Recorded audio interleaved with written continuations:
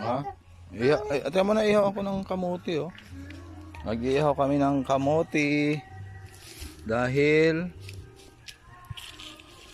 wala kaming pananghalian ni Lucas. Kaya nag-iihaw kami ng ano inihaw natin? Ha? Kamote. Ang galing, ah. Ano English kaya ng kamote? Ha?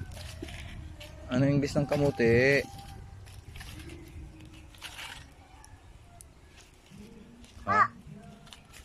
Alam mo yung English ng kamote? Ha? Ano English ng manok?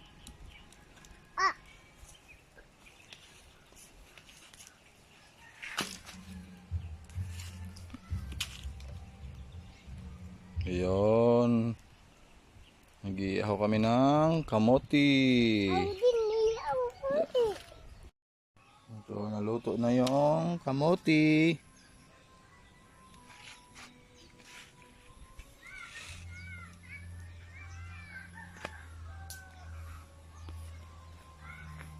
Mayroon pa doong niluluto. Tabunan ng mga kahoy.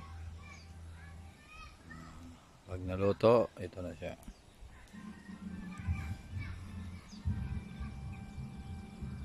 Okay, kain na tayo.